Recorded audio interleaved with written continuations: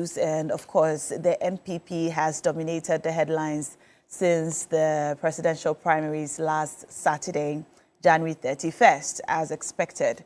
But despite the very peaceful outcome and running of the election, which the party, the NPP, and also the Ghana Police Service has received a lot of commendation for, there remains some cracks due to internal divisions, resulting from an election as is expected. And soon after the elections, we have heard a continued call for unity. In fact, we saw the concession speeches, and also Dr. Bawumia has spoken, the flag bearer of the NPP has spoken, and he's calling for unity as they progress from this point on. All right. Now, we also heard from some other key members of the party. We heard from the minority leader in his speech addressing stakeholders in Ifutu. He also reiterated or noted that, well, the primaries are over. Now it's time for us to forge forward as a party, unite and do the work. So we're going to be focusing on the call for unity and how the NPP can properly do this so that they will not be in a position of disadvantage going into the 2028 general elections. We'll also look at the decongestion exercise happening in the city by the Accra Mayor in collaboration with the municipal and district chief executives of various areas. Hawkers are going to be moved off the streets. They are calling for you to move yourself so that it's not done by force, inviting the distraction sometimes to your goods and to your wares. That's not what they want to do.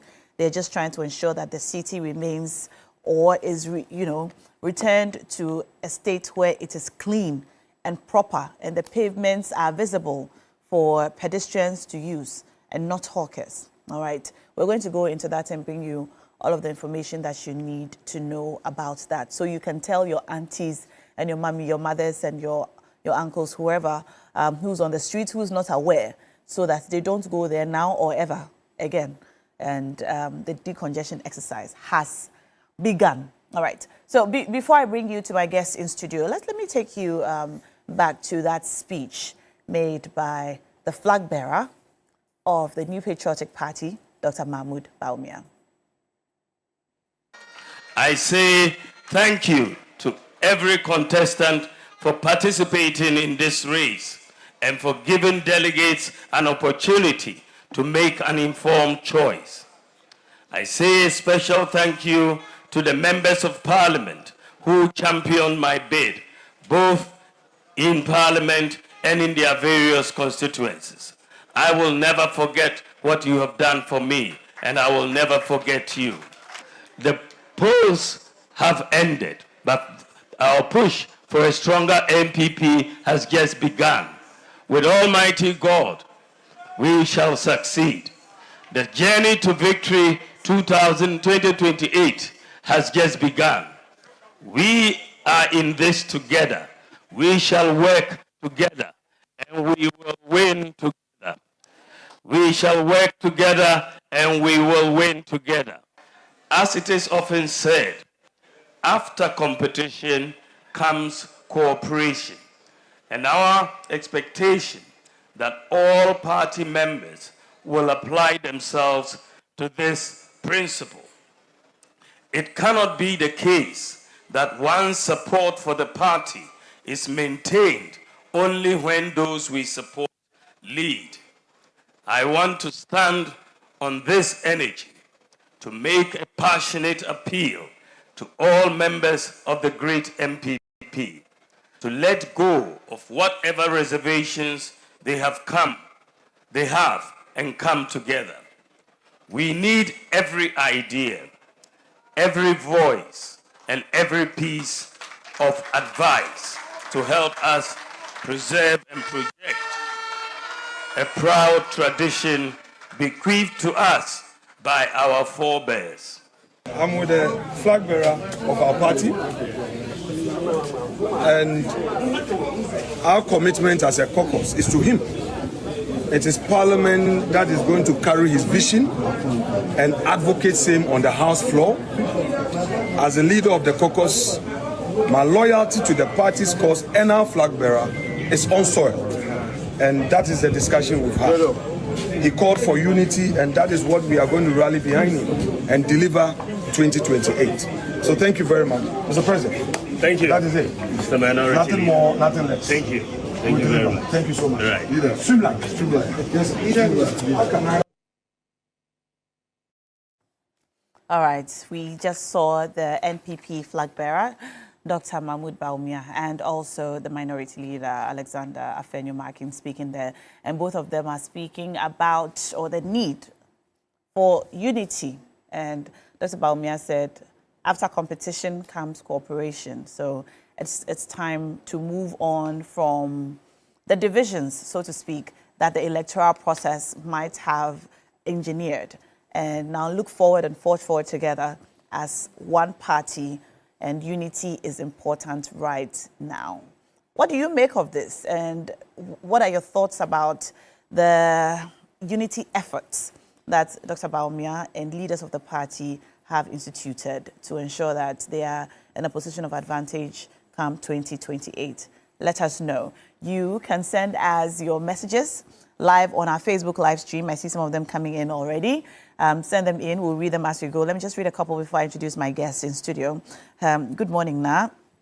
It's good to see the Efutu Member of Parliament speak. We needed to hear from him. Thank God he's backing the elected leader and not his favorite. All right. And that's from Ni Okain sending that in. All right. More messages coming in. Now, please tell your guests that they should slice the topic properly. We need to know if the NPP has a chance at all, because from where I sit right now as an NPP member, the NDC is doing well, and probably we should let the winning formula continue. There's no need to change if there is no problem. All right. Okay, please keep your messages coming in. Keep them under our Facebook live stream or with the hashtag TV3 New Day. You can connect with us and we'll read your messages as we go. In studio, Dr. Ramsey is here with us, Director Political Research, United Party. Morning, Doc. Good morning, Na. Great to have you. Great to have you too. You're welcome to the show. Thank you so much. All right. You know, my guy is not that good, but I'll be pleased if we can be having an introduction in Ga every time I sit here. Okay. Ojeko. We a few. Where are you? Okay, Ojeko. Back Ojimla. Ojimla. Yeah. Obake, hello. Obake is you're welcome. But Okay. Ojeko is good morning. Okay. Yeah. Ojeko. Yeah. Tete. No, you say Ojimla. Ojimla. Okay. Yeah. Tete. When you hear me Google. Eh. Did you ever watch Cheche Kule? Yes. Cheche Kofisa, you remember Cheche Kule? Yes. That is where I learned when hearing Google. Okay. I don't know if it's correct, Ga. But every time, you know. But the way it sounds is definitely Ga. Bugla. We'll hear me. All right. Also in studio with us is a member of the NDC legal team, private legal practitioner, Mr. Victor Kojoga Adaudu. Good morning, sir. Good morning. Great to have you. Yes, it's a pleasure to be on this platform. Are you going to court from here? Yes, definitely. I'll have some few meetings, go to court. Okay. Yes. Mene igba come here. Oh, no, wow. Okay. Mene kole yansho. Ikole Oh, I hold a few. Eba feel for Kashebe. Anyway, gentlemen, you're welcome. You're welcome. Great to have Thank you. We might also be joined shortly by Dr. Smart Sapong. He'll join us on Zoom. But in studio, let's get straight into the conversation. We'll begin with the NPP primaries. I'm sure you followed it or you were present at any of the polling stations. Oh, is that a question to me? I'm asking you. Were you present or were you following in your own coalition center? Well, for us, you know that we are the United Party. And the current primaries was not held by the United Party. So I wouldn't need to be in any coalition center or police station. Oh, we heard other parties say that they had a parallel coalition center where they were also, you know, following. Yes, but as for us, you're an interested party, aren't you? We are interested in the overall agenda for Ghana. Okay. Right. The national Indeed, agenda. the national agenda, not a local agenda.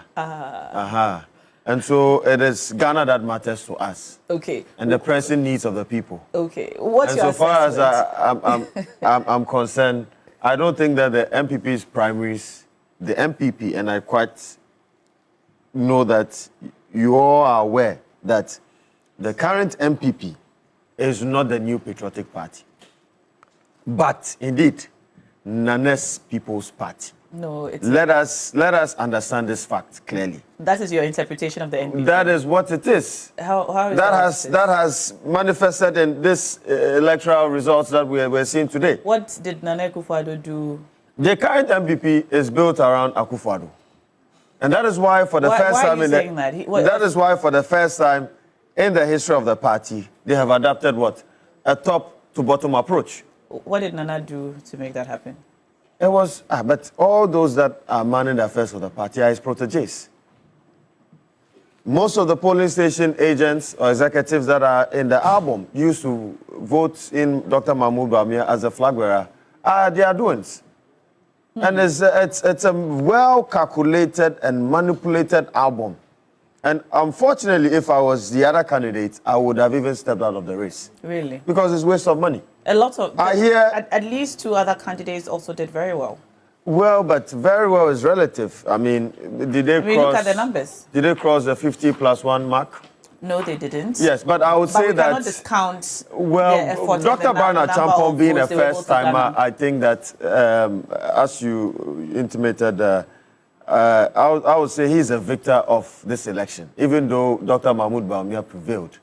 I think that Dr. Barnard Champon surprised many, yes, including myself, right? And he pulled a lot of votes. And that's why if you look at the election results from 2023, Dr. Mahmoud Bawumia got 61.475%.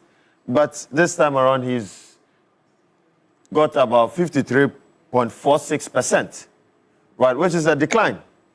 If you look at the current polls made by the Afrobarometer report, it shows clearly that the NPP stronghold, which, I mean, was strong in terms of percentage terms, about 35%, is now declining to 27%, unprecedented, year-on-year appreciation, but now it's depreciating, right?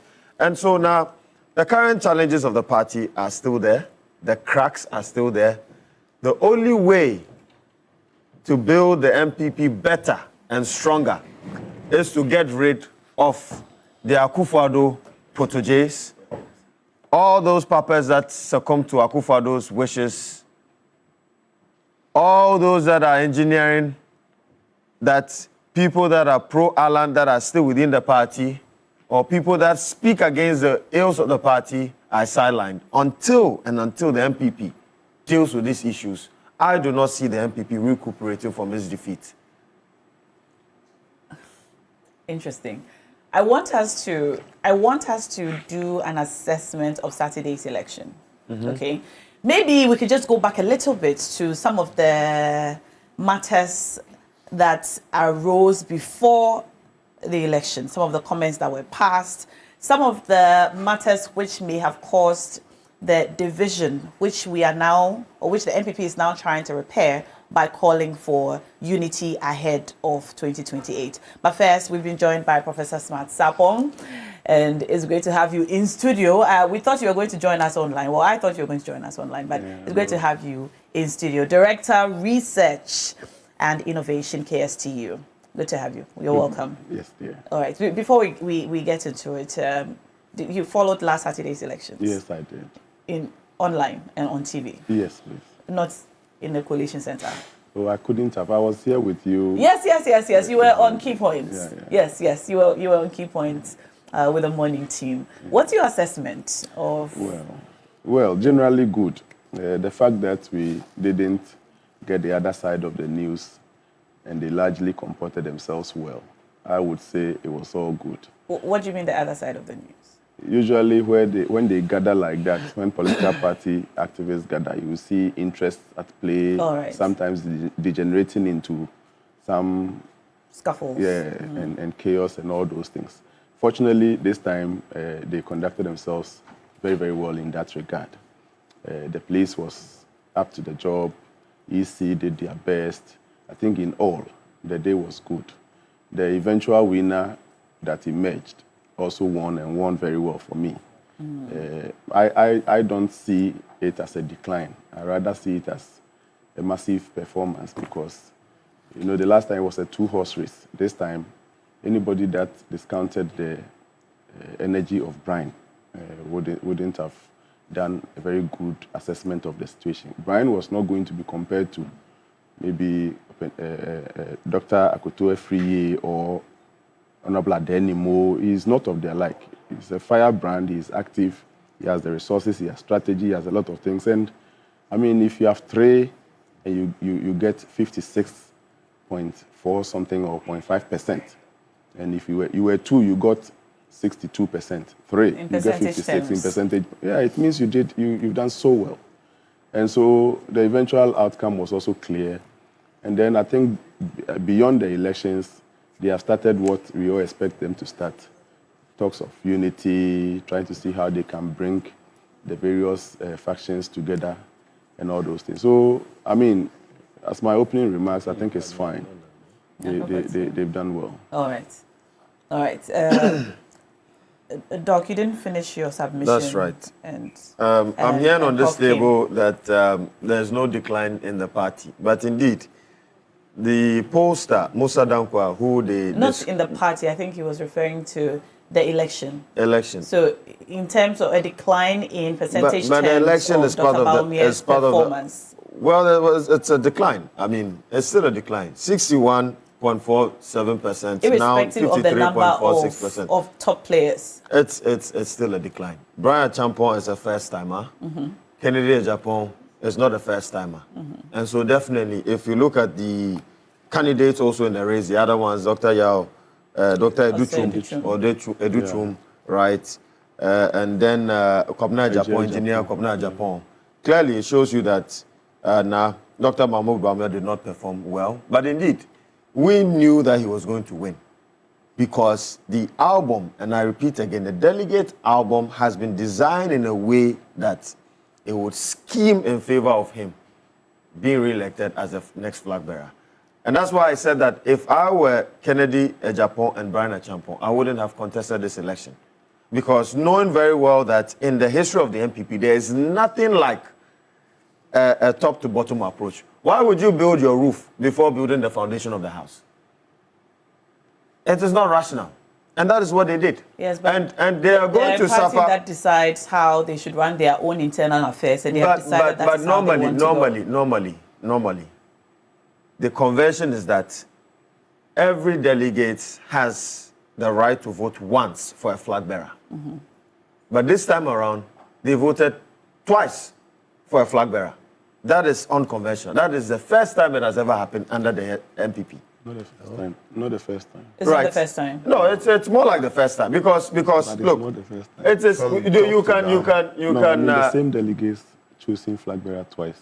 No. You see, what I'm saying is that 1980. The same 98. The same team that elected Kufuor for the 1996 elections are the same team that elected my brother. The exigencies of the time are quite different. Yeah, but the album during Kufuor's time. It's the first time. It is the first time. But he's telling you that it happened in 98. 98, the album in 98, right, was quite different from that of this one. And, of course. In terms of different people or different design? Different design and different people, different colleges altogether. This current album, right, has been well manipulated. And that is why if you look at the elections, right, they added past executives who enjoyed the woes of the previous, who contributed to the woes of our economy under the previous regime. So, of course, they were the team that managed the affairs of the economy, from MMDAs to, what do you call it, past members of the executive, right, past MPs, right? And so all of them enjoyed the benefits of the Akufo-Addo Bawumia regime, and they would definitely want a continuation of that. Did the same thing happen in 2023? Same situation. Was it the same situation in 2023? 2023, they manipulated. 2023, Yeah, we opted out of the primaries. Yeah, I'm asking because these same words were spoken after the primaries, that the entire system and the electoral system had been tilted in a way to favor one candidate. 2023 was obvious. It was obvious. And I can tell you, I'm not here spilling mere propaganda. I was witness to polling station executive elections before even the 2023 primaries. We were part of the process. And we knew how certain delegates were removed out of the album because they were pro-Alanites. They were removed? They were removed out of the album because they were pro-Alanites. And you know, they have a They were removed from the album? They were removed from the album. Delegates were removed from the album? Yes, from the album. Based on what? Because they are pro-Alanites. No, it's like, surely that's not the reason put forward for removing them from the album. Nah, but that's the situation. That's no what reason happened. was given. No, they were removed deliberately because they were pro-Ananites, and it was a deliberate agenda to favor Dr. Mahmoud Bawumia. Is this something you can prove? Of course. If you will allow me next week, I will bring you evidence to that effect. I witnessed elections at the polling stations, right? They use money to influence the elections at even the polling station level, to have the delegates be in their numbers to be able to propel Dr. Mahmoud Bawumia to that seat. Now, let me come back to the issues of the election, which I think that it's quite unfortunate that now Aura has not been fully operational. You know, if Aura was actually working, I am not sure that Dr. Mahmoud Bawumia would have been elected as the next flag bearer. Why? Why am I saying that? You have a situation whereby there was a huge electoral college of over 200,000 people that voted on that day. Each candidate, indeed, Dr. Mahmoud Bawumia, spent at least 500 cedis per delegate. Now, we should ask ourselves these questions.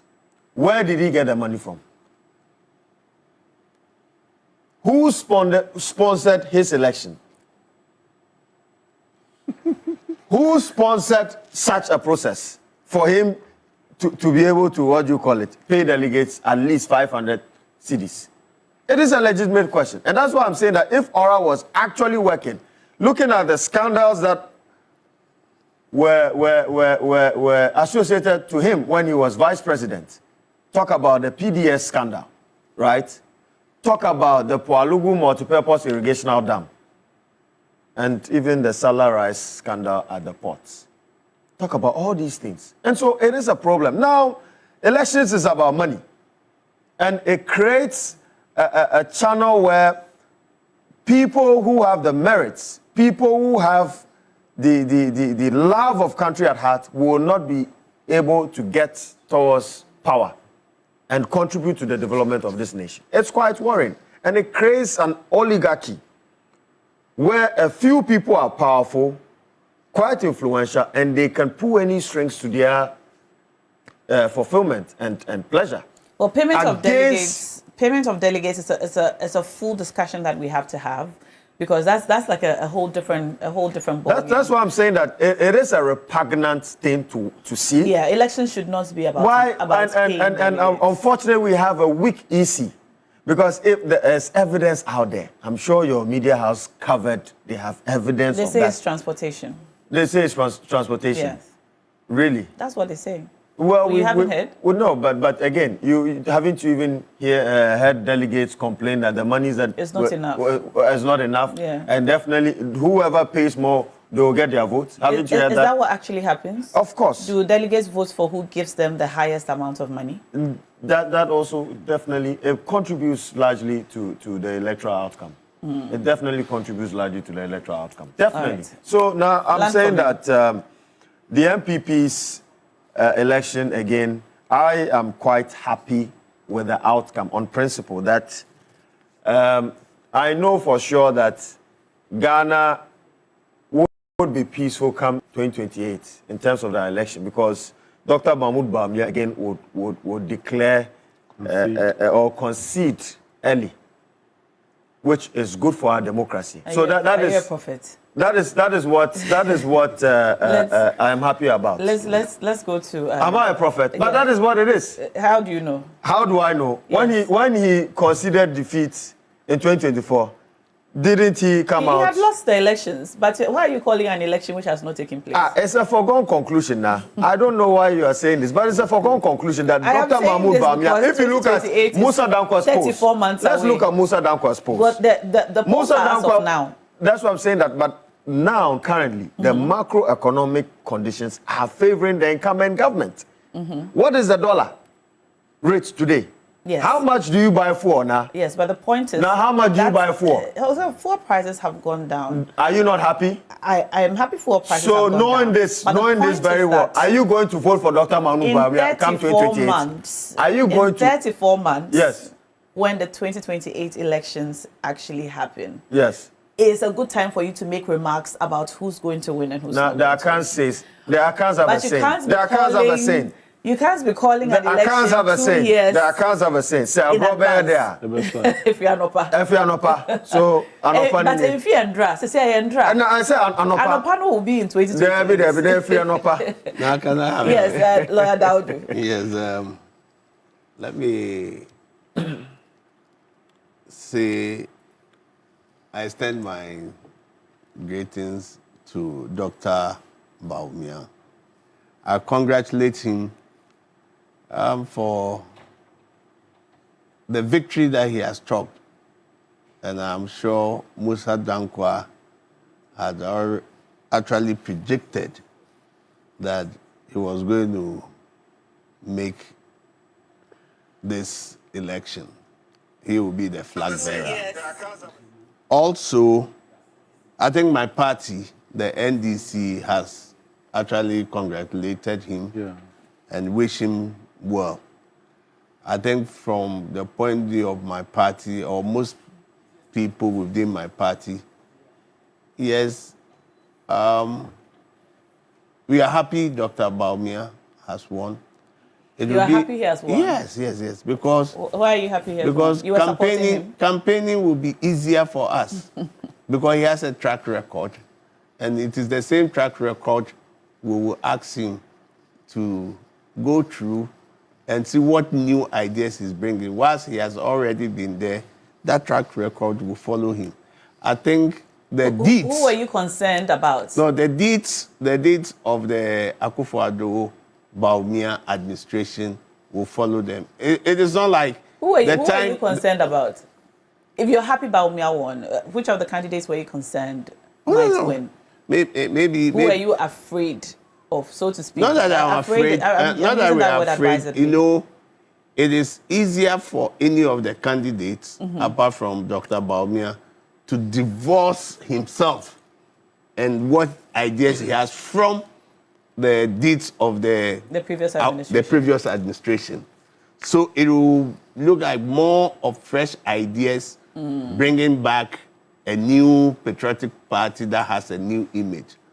I also want to congratulate the party itself, because from the way the campaigning things were going, some of us were a little bit skeptical, looking at it, that if there will not be bloodbath.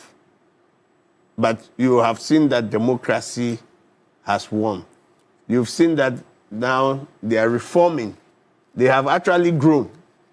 They have actually grown from the past experience, what they have learned, and it has been peaceful. And for me, it is a credit to our democracy that even though there were some grapevine for skirmishes and grapevine information as to what may have happened during the election, I think after the election, everybody, all of them, the process went smoothly, and they have done. And this is the first time for a major political party to adopt the top-down approach, right? In that they do the flag bearer first before they come. It has its own merits, and it has the merit. The merit, one, is that the flag bearer will now be able to shape the vision, to give the direction. So for him, Anybody would have to be elected from the polling station right to the regional executives. He has the opportunity to shape and say, look, that guided consensus is going to be a guided consensus that, look, I can work with these people better than working with this. So it tells you that if you don't take time, the reverse of it, you don't take time, the leader may become despotic, it may become autocratic and say, this is the person who is my choice, who I want to work with. So I'll only urge them that now that they have started their post-primary reconciliation, it should be a genuine one. That sincerity is not should be histrionic or dramatic for people to see that, oh, we are together. But deep down, their deep-seated hatred, division, was if that happens, it may not augur well. You heard Baumia speak. Yes. I heard him speak after competition comes cooperation. Cooperation, exactly. Yes, that's what I'm saying. And from listening to him, do you get a sense of the genuineness of this call for unity? The call of unity will always be there. But there are people. You said you were concerned about whether I know people genuinely or not. Yes, I know from people. Listening to him, is that a sense that you get? No. I know people who may have hurt him when he was the vice president, and after wanted to be part of his campaign, and he was not in agreement. He said no. No. He didn't want to see them. Oh, I see. Are you getting it? You know this personally? No. That is within politics. I don't think it's for public consumption. Okay. So that's why I'm saying that it should be genuine. We are human beings. Forgive us our trespasses as we forgive those who trespass against us. So that's why I'm saying that there should be genuine unity and say, look, ABCD did hurt me. But listen, at the end of the day, we are looking at the prize. And I want us to work together. And those people should also be ready to go and say, look, I spewed some negatives, I said some things about you, but, it is a part of the game. That's why I always say that people think that when it comes to politics, they lose their principles. Politics is about dishonesty. I differ. I beg to differ. Genuinely, you may hurt somebody, and you go genuinely and say, look, at the heat of the moment, this is what I said. But genuinely, I think I'm sorry. We can move on. So we will be studying and look at what would be the merits from the top-down approach as a student of politics and democracy. What are the benefits and what will be the demerits? It's just like when you compare it, NDC as a party in 2015, looking at the issues of monetization and the rest, also adopted the adult suffrage, universal adult suffrage, that every member of good standing from the constituency, you had to vote. That was what we adopted. But we realized that the merits outweighs the merit. But so it is for the party to look at it, to refine it, or still wants to go with the delegate system. The delegate system is an accepted practice all over the world. All over the world. It's not to say that it's not constitutional. It's accepted, part of the law. But you always have to refine, fine-tune every process. And we will be sitting down to see how this will inure to the benefit for all within democracy. Because we have a huge problem on our hand. And the way we are going, the direction, there's no mean people. When you say we, you mean our democracy? We as a nation, the democracy. Because monetization has been the problem. And where we are going, politics now is becoming about the highest bidder. Popularity, highest bidder against principles and probity and policies. So the one who is popular at the end of the day, and are we achieving the results for governance? Because at the end of the day, the overall effect is about governance. So we will study the top approach as we did the universal adult suffrage. Yeah. And the main complaint when we did the universal adult suffrage was that the police station and the executives and the regions felt that they didn't have that power.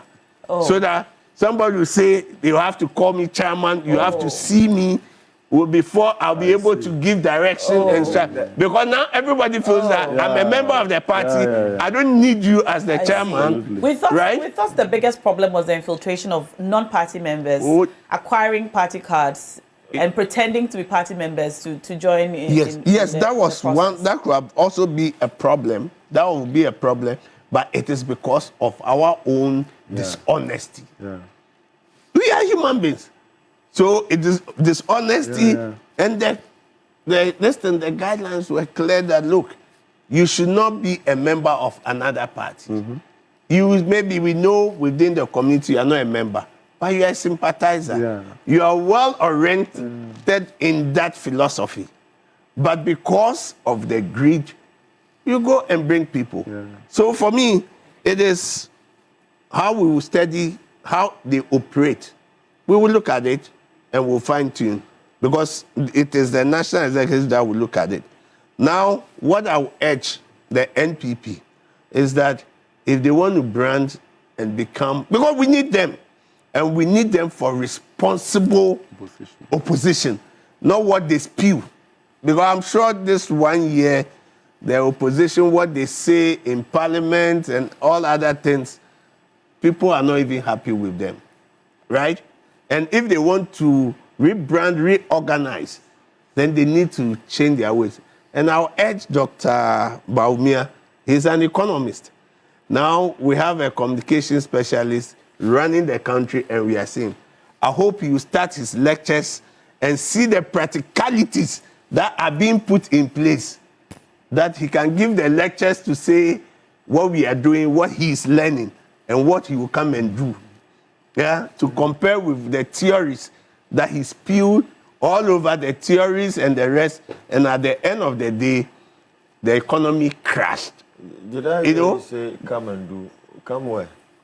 No. In the opposition, he's the opposition leader now, but right? Come and do. So no. Come where and do what? No.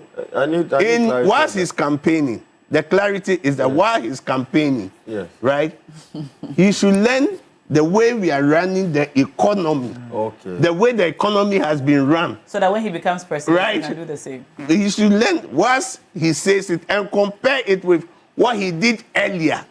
And in his administration, how they brought the economy to its knee. Okay. Right? Because as a human being, we progress.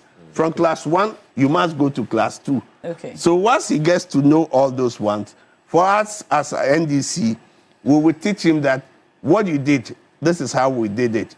What is the lesson you are learning? Okay. If you really want to... Lord, I'm going to come back to you. And when you were speaking...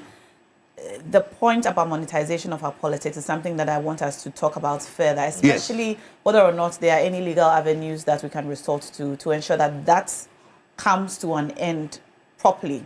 The absence of paying delegates, giving delegates transportation, giving them snacks or food or whatever it is, that these monies are disguised as, so that our politics is not available to the highest bidder. So I'm going to come back to you on that. All and perhaps we can also talk to us about your own, I don't know whether to call it reconciliation efforts, when you had Amaliba as the, was it the director of conflict resolution. Yeah, conflict. It really, really helped. Yeah, the director of conflict resolution. Yes. We're going to come back to you on that. So I was part of. You can throw, or you were part of it. Okay. Yeah, I did some work behind the scenes with them. So, but let's come to Prof. Yeah. Prof, you've been very quiet and nodding your head the whole time. You agree with everything that has been said?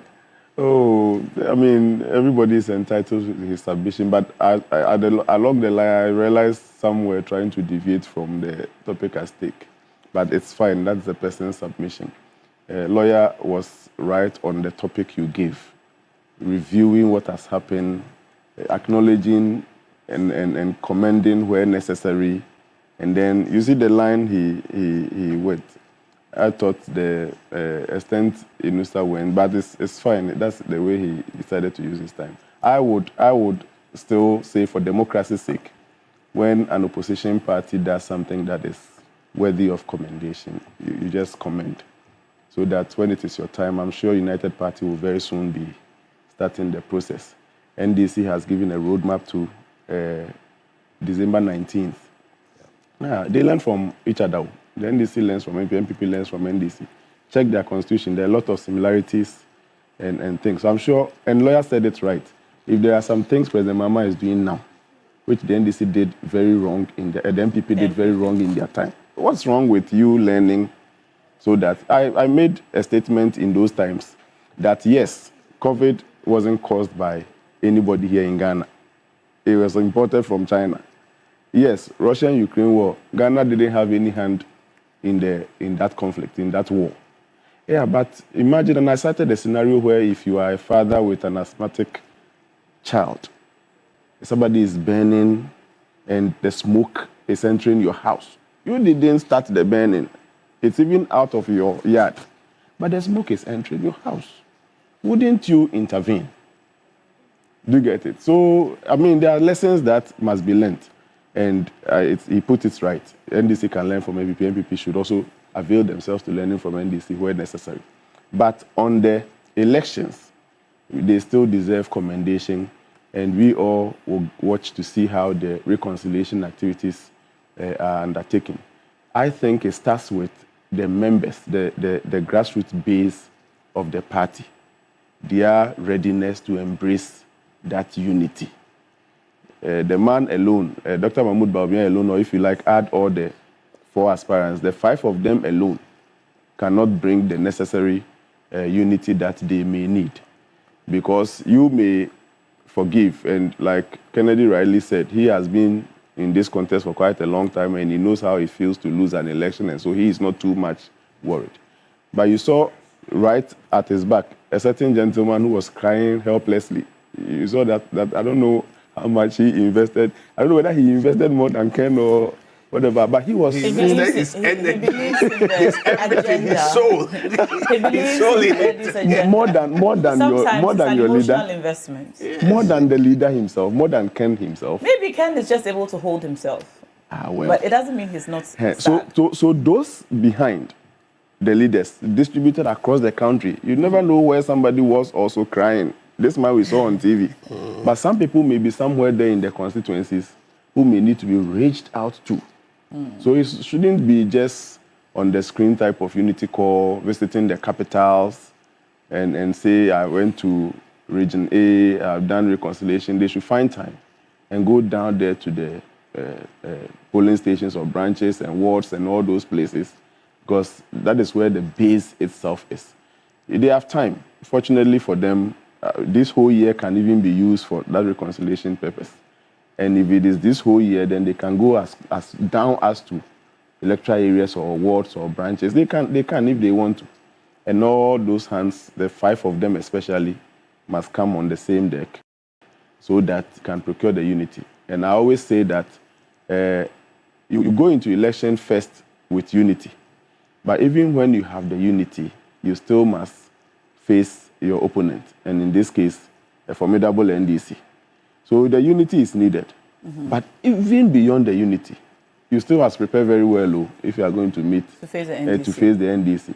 So if they fail on the unity attempt, like the way they were not too united going to 2024, one leg up, one leg down, that one, when you are meeting the NDC, then you know it's a helpless situation. But okay, so primaries like this, elections like this, are bound to bring some divisions because various, delegates will support different people. There'll be a clash of interests and so on. But of course, at the end of the election, the goal or the expectation is that they will all come together to support one person. Absolutely. Difficult as it may be, all right? Because you've mentioned the man who was crying. You can imagine asking him to now just... Yeah. And they said some very harsh words, against one another. Yeah. Now we're asking them to support one another. Let's look back at other, NPP primaries, or even maybe from the NDC as well. What lessons from the past primaries can shape this unity agenda? Well, they saw the outcome of their disunity. And so one major lesson that can shape this second opportunity they have is the need to unite whatever the case may be. Because the last time they were at separate ends, they lost at places that they shouldn't have even lost. You know, people have traditional areas that you could tell people can win. A certain political party can win. But when the system was so divided, traditional areas, some traditional seats were lost as well.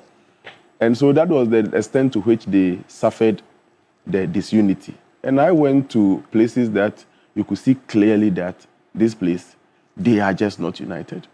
You see a former party person now speaking like he doesn't associate with the party or sort of so disconnected from the party. And visibly, you could see that last time they couldn't unite. Maybe they didn't have much time. You know, the last time they held their elections almost and getting into 2024. And they had to start working on 2024 election and all those things. This time, I expect the unity to have a more impact than it used to be. And it starts with, for me, it starts with the members themselves at the base. Because Bawumia would not have any option but to wish that he goes into the election with a united front. But it's those are the grassroots there who sometimes overbear the pain. Let me just add, you see, normally it's not even the leaders themselves when it comes to the unity. Right. It is the people around the leader who wants to elbow you out because they feel that we have worked hard and you, now that we are getting to a very strategic position, you want to be an intruder. And when you become an intruder, you know, you are going to share the cherry, buy the cherry with us. So that is one of the key things. So it is for the leader to tell his kitchen cabinet or those very close that please allow the people to come in, allow the ideas. We know what you have done, giving them the assurance, I will not leave you, you will go with me. That assurance needed to be given to those people. If not, you know, yes, you'll be nice, you'll smile with them, but at the end of the day, they will elbow the people. Because you, the leader alone, will not see what is going on. At all. I was listening to, I think, one of the leaders of Dr. Bawumia's campaign team going into this primaries yesterday on City, and he said that the way they are looking at it is this, all right? So all the candidates had their followers and their supporters, who obviously did not support Dr. Bawumia. However, you know, they all lost money, they all lost their time campaigning and going into the elections. But the fact is that they have won the elections. Yes. The other people have lost. And so they must extend grace to them, knowing that at least they have something, at least, well, in spite of all the things that were said and all the money lost and all the energy and emotional investment, they have at least won the primaries. And so the other four who have not won and their followers are pained. In addition to everything they've lost, they have also lost the election. And so what they are doing is extending grace to them and understanding that, okay, it was an election, it's over, you have lost, and so we're still brothers. So that is the position that they are taking. Yeah, but the other side of it is that is in as much as you think they've lost, they've also made some gains in that they've energized the base of the party. So the base of the party with all the other candidates coming in, you know, everybody comes now and he's proud and say, I'm a member of the party. We may not see that, we may not quantify that, but, you know, it becomes like a network. So they are also expecting that, look, in as much as we have energized the base, we should be given some recognition and appreciation. If you fail to do that, that is when these same people get back to their people and say, look, we think this is a lost cause.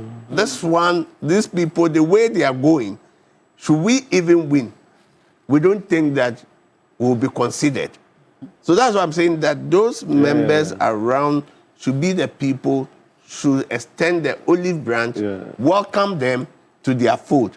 And those that they welcome to their fold should also know that, look, I'm only a, you know, although you're a party member, when you come in there to that caucus, you are a visitor. You are not the landlord.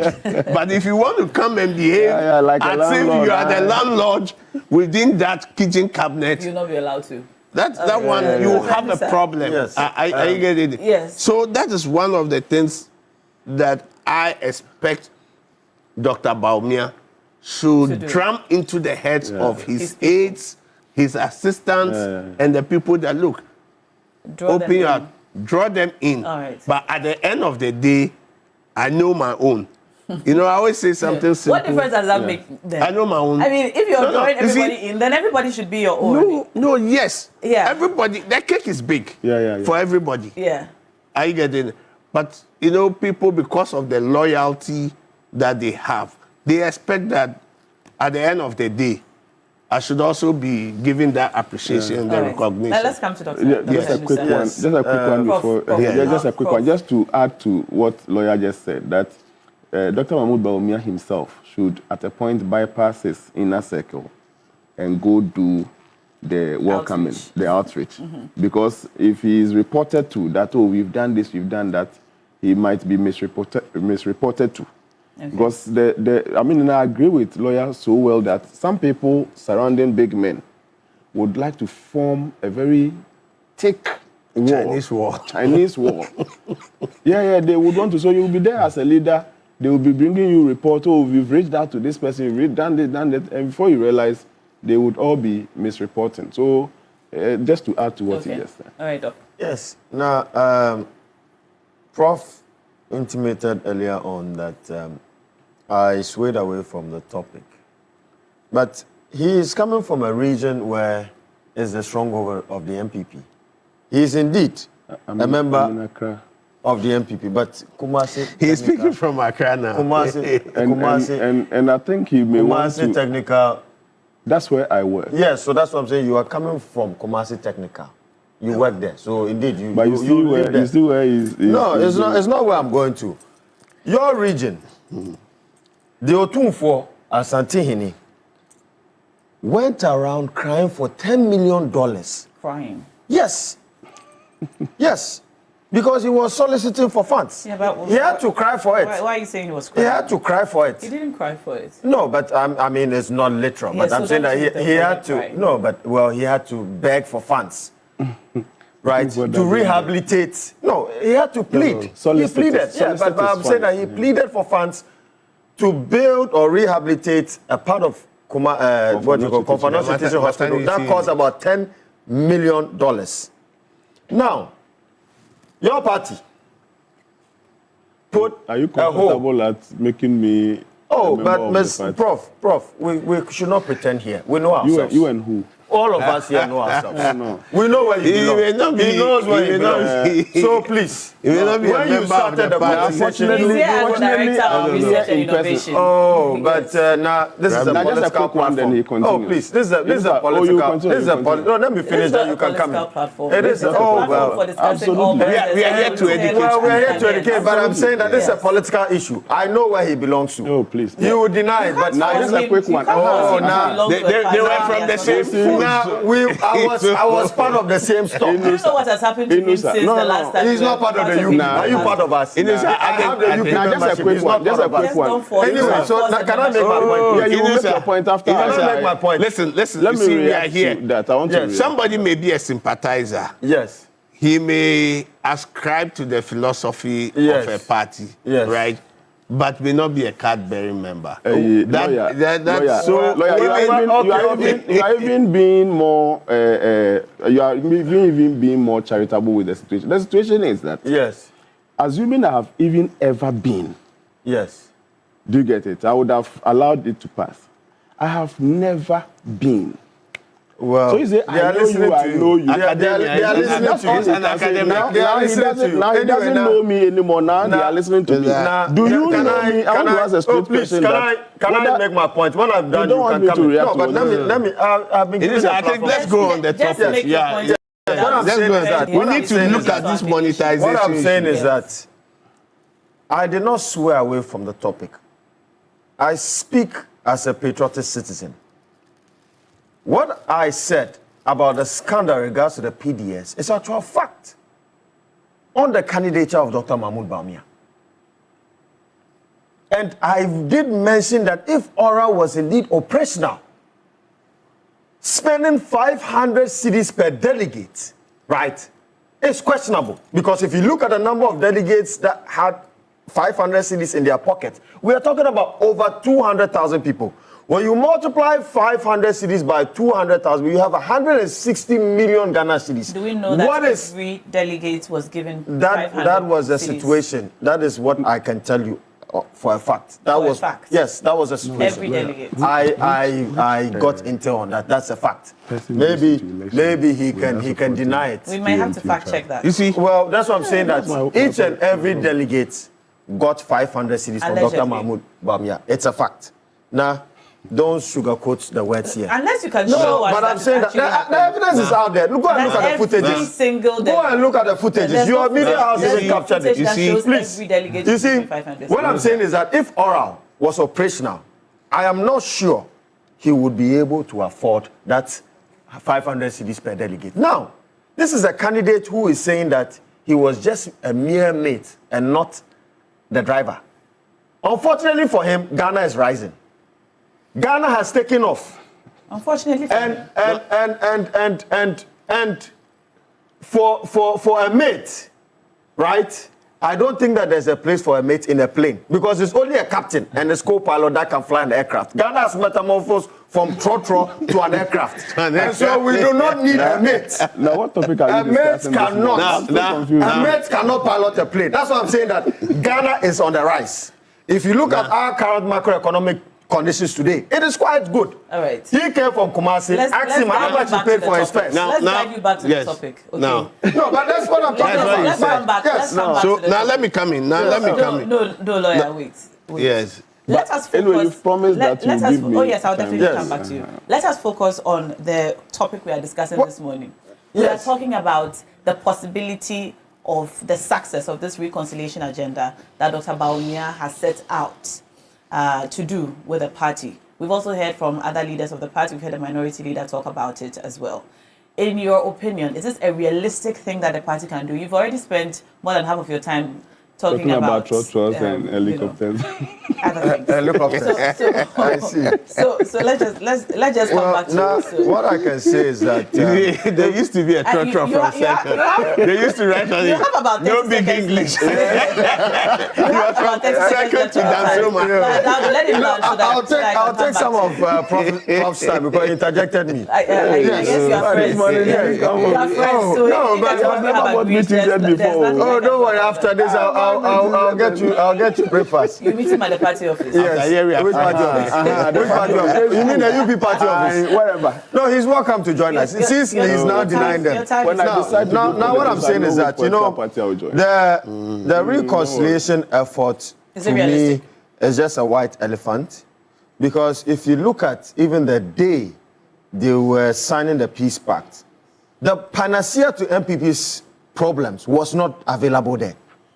And the panacea to NPP's problem is His Excellency, the former President John Ajekun Kufuor. He's a panacea Of to course. NPP's problems. Yes, I am telling you. Why would you make such a statement? He's the panacea to NPP. He is the solution. Panacea. Okay. The panacea. Panacea. The panacea. That's what I'm saying. The solution Yeah. I to heard MPP's. pioneer. Okay. No, did I say Sorry. pioneer? Yeah, you said panacea. You see, I said I no said big panacea. English. I heard He's the solution. I heard pioneer. He's the solution to MPP's problem. There you see. Don't misquote. No big I'm English. surprised what now. She's sitting right close to me. Not doing anything. let me When see. you said panacea, I heard On this pioneer. panel, they are about our listeners. And you know, she's also in all white. She's also wearing all white. Oh, relax. Our listeners will Here's the chew you solution out. to the problem. Yes. If I am sitting next to you and I'm hearing other things, Yes. then you should use basic English. Okay. So that you will not confuse other Remember people. Well, the retro and the trotro. Anyway, No big Yeah, English. no big so what I'm saying is that the solution to MPP's woes Okay. is His Excellency John Ajekun Kufuor.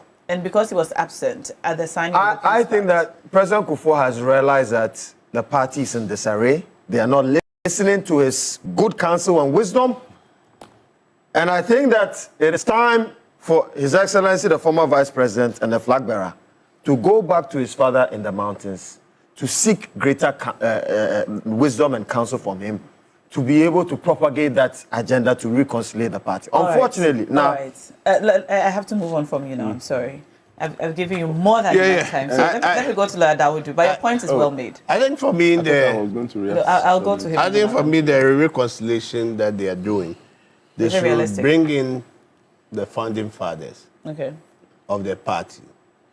It looks as if there is seeming wedge between the young Democrats or the apostles or the paragons of the NPP, the younger ones, and the older generation. There's a disconnect. Yeah, there's a disconnect. In that you realize that the older ones, Nyahota Maklo, Frimpong, all those Michael people, Quinn. yes, the way they are thinking that the direction should go, the younger ones also think that it should go in a different direction.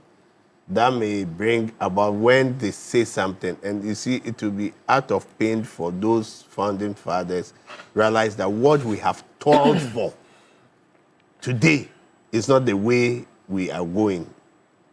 The one we are living it for, I think that veering off the philosophy and things. I'm not saying it's static. Political party process is always dynamic, but there should be a blend. So in doing this, they should remember that all these people, I think during our election, they have now also adopted in their constitution where they have expanded the electoral college with the formal executives. So they should reach out to these people that they will be able to offer some things for them. But like I have said, already for us, we are happy Dr. Baumia has won because the scandals will follow them. It's not that when, God forbid, it's not when you go to cemetery and the pastor finishes and say, oh, your deeds shall follow you when you are dead. The deeds follow you even when you are alive. So those deeds, we will still revisit them, but I think that I wish them best in it. Now, let me quickly touch on the monetization before he comes in. Is there any legal recourse? Yes. You see, the monetization, one of the solutions I believe we can do is that we should have a homegrown solution. If we adopt all the theories and the approaches with politics all over the world, and we do not align it with what we do as a nation, we will definitely fail. We have practiced democracy for some time now, but we are not getting the dividends. It's now that we are seeing some few things that are coming up. You see, I think public financing of political parties is one of the best ways we can do it, putting in the modalities. In the sense that when you do that, the money that you spend for political parties, it is the state that is spending it. So the state limits you as to how much you can even put in.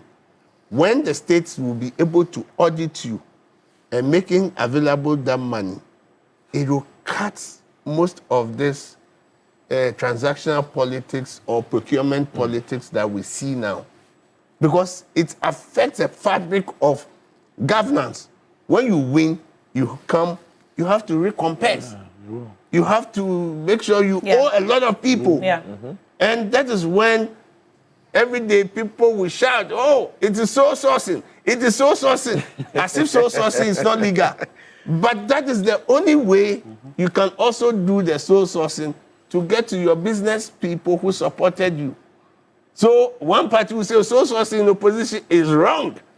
But once you come to government, the soul sourcing even increases. It's exponential growth. But once the state is paying for that, that's why our political parties law says that there should not be any foreigner who should contribute into the kitty. Right? The laws are there, but we are not using. You know, the truth is that society and public today, maybe due to the lifestyle of politicians, are not even ready for public financing.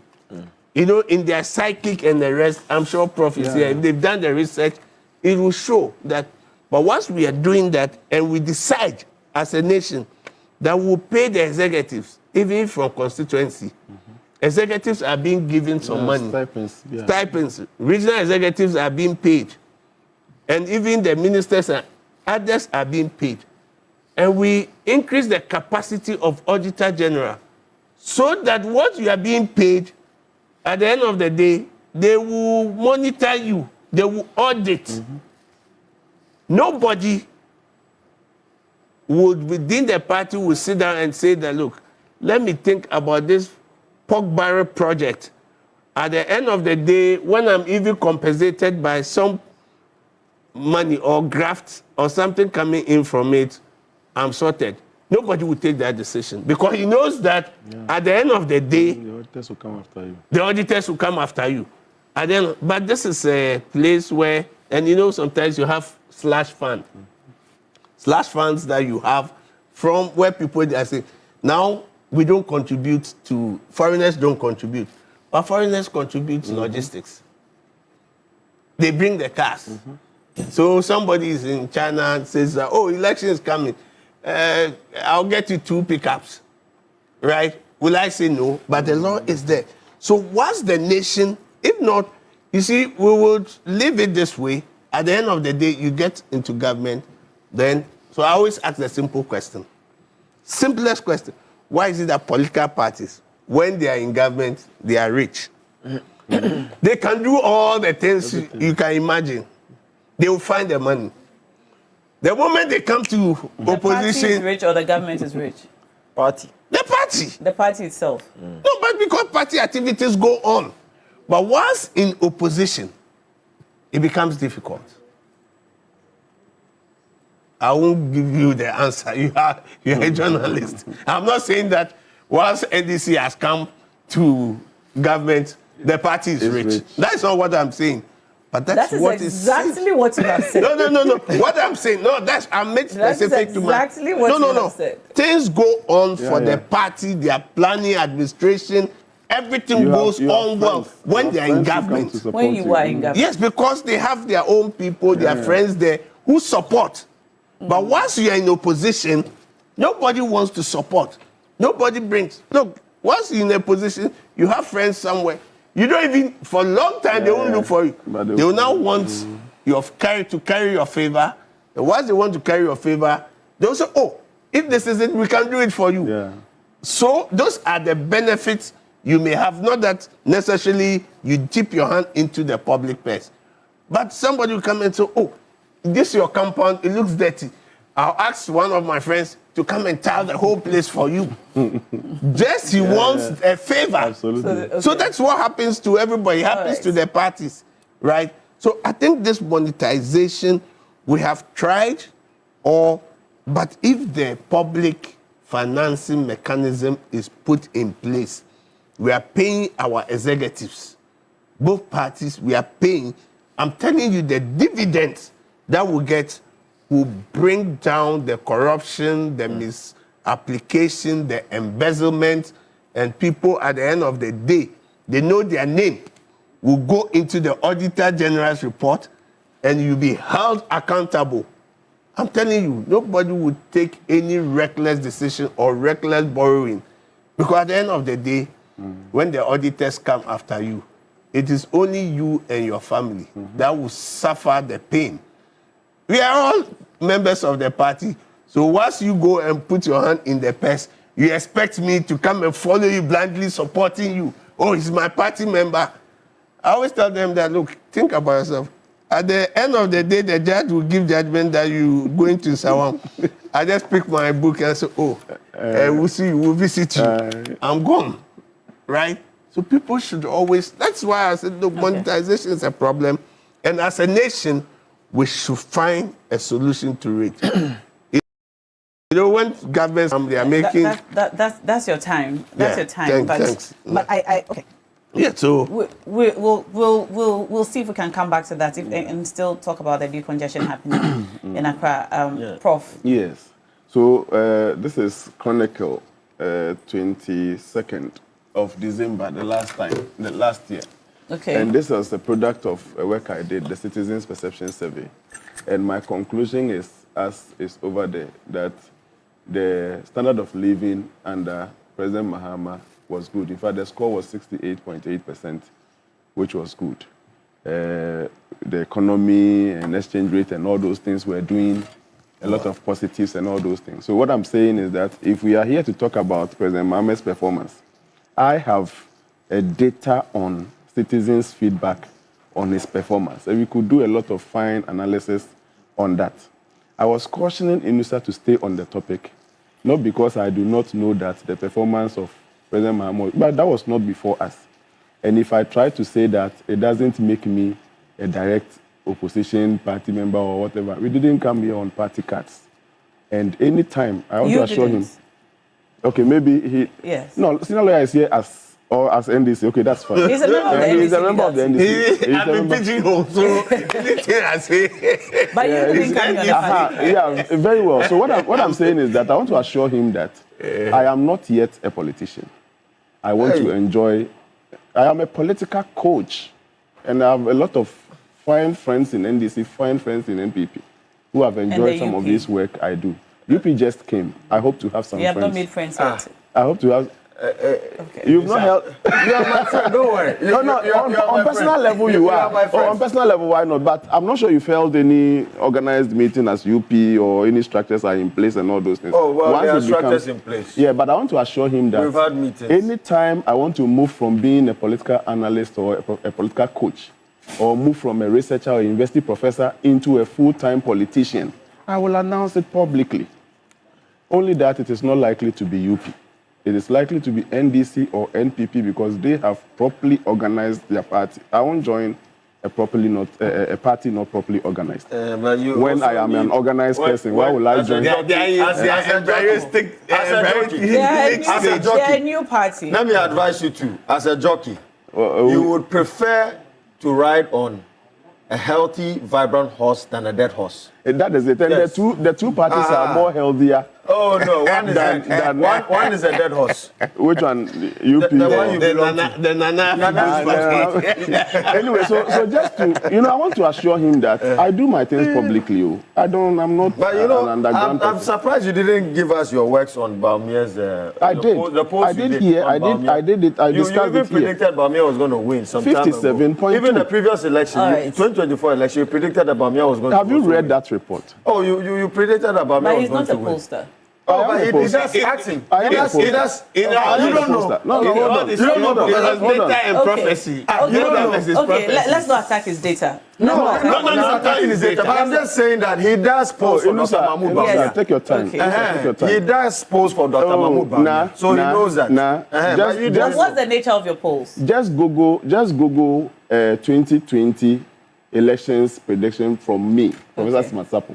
Okay. 2020. Okay. And then when you predict, I'm talking about 2024. Why? So you want us to put the 2020 aside? Okay. 2024. Why you run away from 2024? So hold on. Okay. I'm not right. Okay, 2024. okay. I am referring him to the report I Prof, submitted. you don't have to explain. No, I'm don't- doing you that don't have because we are in the public space. Oh, but Prof, And it is no your harm time. to Take say your that time. I'm a Take your member of time. the NPP. Take your time. Doc, It is no harm. Take your time. You Take your can't time. force him Take your to time. make a Take your time. statement or an Now, affiliation. you see, we which cannot he is sit not here really- and pretend. He That's says the when thing he about is me. ready I- to become a politician, he will let us Absolutely. know. Oh, Now, I am a full we matured appreciate man. You don't know me his more work than in I know academia- myself. In academia Yes. and in research. So let's I keep it at predicted that. 51.4 win for NPP, 47.6 or so second place for NDC in 2021. In 2020 election. It's well on the internet, TV3, your online platform, Joy News and everywhere. What was the actual? I don't do those things merely for fame. I'm an academic. I am a research professor, a statistician for that matter. So if I do research and you have a challenge with it, that is you. I'm doing what I have been trained to do. I'm a research and data analysis professor. Who else can do this work than myself? So intermittently, I come out with my polls. On this particular one he is talking about, 57.2 was my predicted for Dr. Mahmoud Bawumia.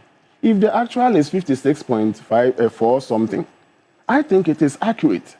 Are you talking about 2024 elections? 2024 election is online. Hold on. If you can Google the full report as well. What I said in 2024 was that subject to a turnout of 80%, and my turnout of 80% was not arbitrary. Even Commission for Civic Education has also they also did some estimation of turnout, possible turnout, and they had about 80% turnout. I'm saying subject to that, the election will enter into runoff. I didn't even say somebody was winning. And that as the elections come down, and I had scenarios of low turnout leading to a win for President John Dramani Mahama, and then a high turnout leading to a win for Dr. Mahmoud Bawumia. But my headline was that if turnout was 80%, the elections will enter into runoff. Turnout actual was 60%.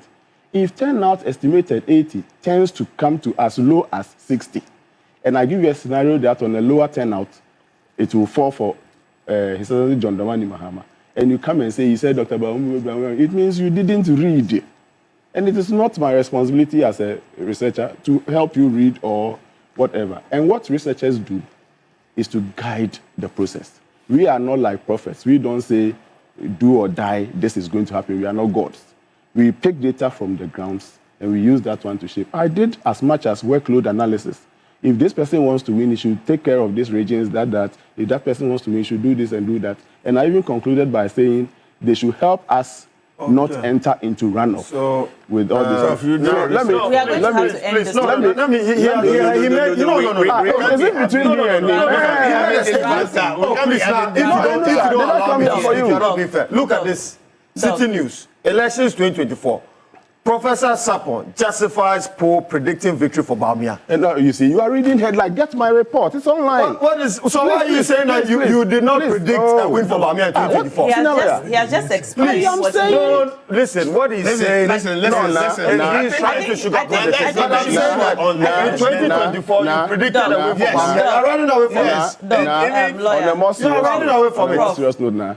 In 2024, no, what I'm saying is that. But I'm saying that we have to be honest now, here. which in one will you 2024, choose? right? You predicted a win for Dr. Mahmoud Bawumia, and you're running away from it. You are saying that you did not say it, but you said it was a runoff. Doc, he has explained the content. This is serious. He has explained. I don't know if you got all of it. Even in the content, you could say I said elections were going to run off, and not say I said the headline is accurate. But his conclusion on that report is that Bawumia was going to win the 2024 elections, and it was coupled by I don't want to say it, but anyway. The genesis of this argument was that you said he's NPP. He says he's not. Let's end the matter. And I want to assure him that anytime I want to be a politician, I will announce it publicly. Yes. It is never going to be UP.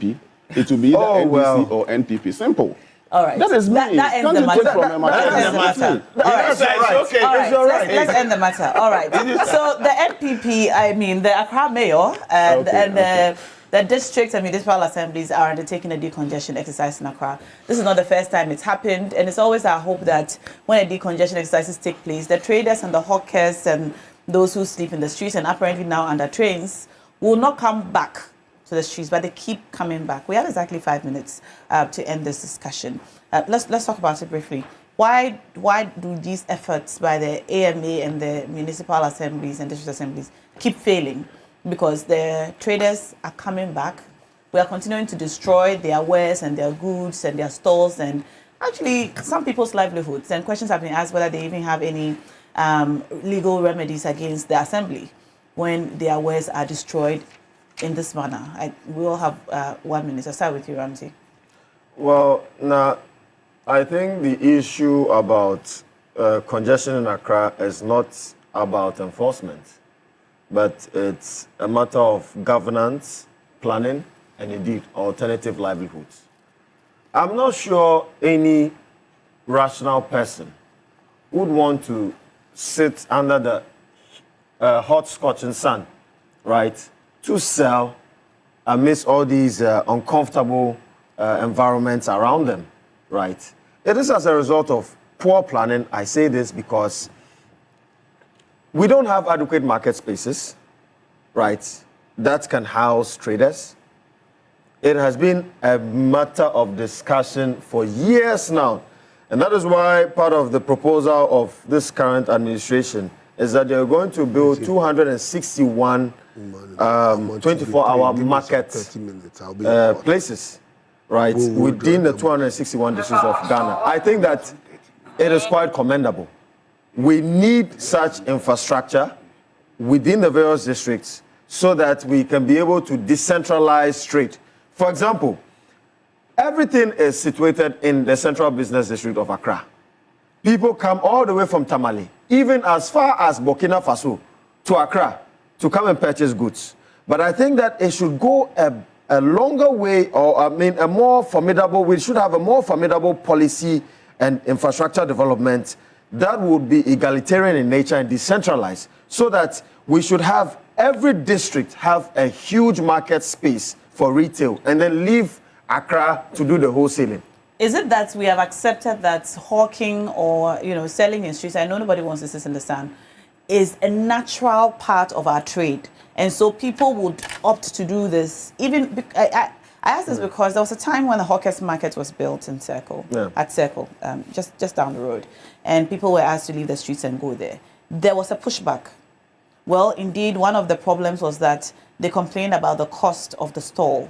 But we saw that there was a pushback, and they seemed to prefer to be outside because that is where the pedestrians are, and that is where they can sell, and that is where their customers, they call them, that they are. So is it a problem of the absence of the markets, or is it just part of our trade system that we think that we should be on the pavement and so on? Unfortunately, I have to move on from you. Yeah, you see now, it's a mixed bag of issues.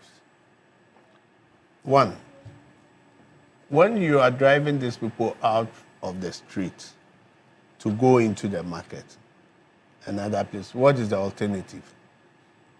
The alternative is to find a place for them. Mm-hmm. We don't have such a place. And even if you have such a place, it becomes difficult.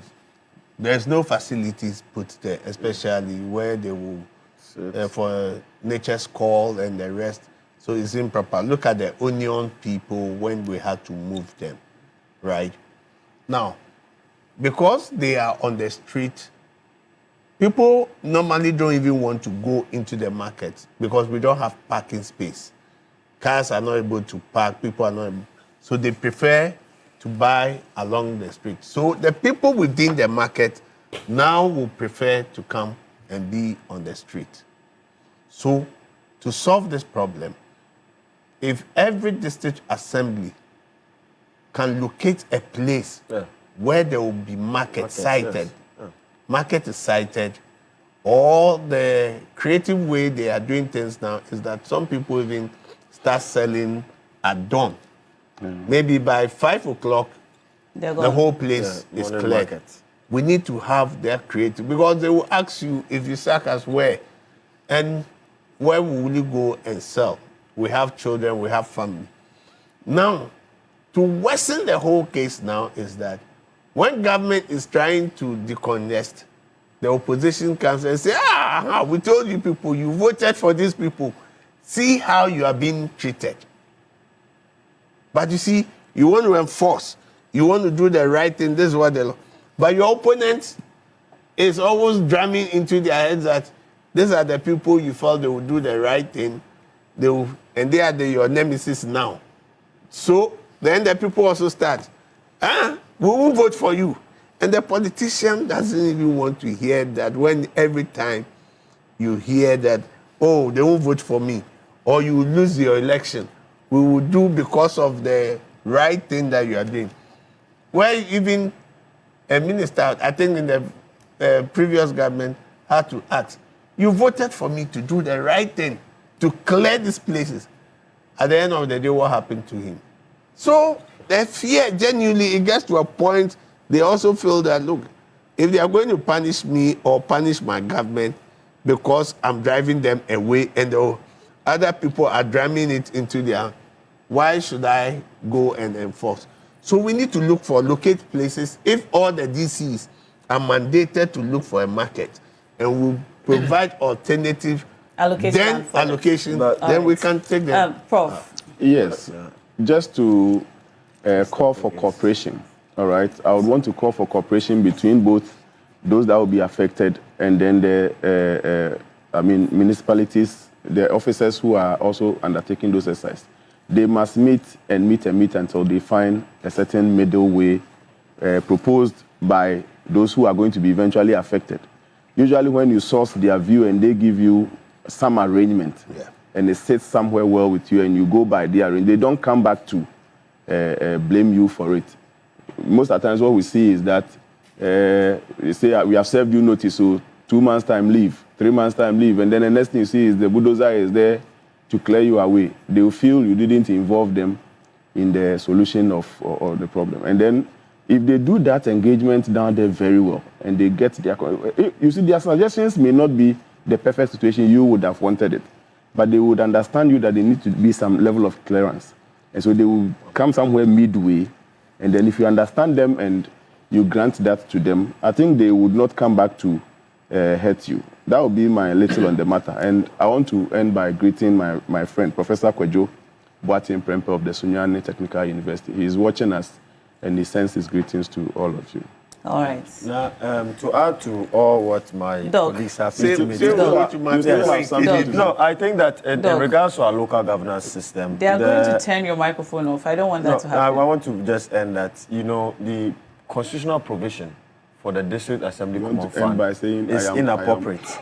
So I think that less than constitutional provision? Article 252. The UP Constitution. Yes, Article 252 of the 1992 Constitution, right? That says that there should be an allocation of not less than 5% of the internal generated revenue of the country, right? I think that it should be upped to about 10%. District Assembly. Yes, Common Fund, yes. Right. It should be upped. And we should have some form of financial autonomy for our local governance system so that even assemblies can borrow on their books to propel development within their Does the UP have a constitution? We have a constitution. The UP has a constitution. Transformational plan. Yes, and we have a transformational plan. If you haven't seen the great transformational plan, you should get a copy. All right. Thank you, gentlemen. That's it for Big Issues this morning. Thank you so much for joining us on air and online. I'd like to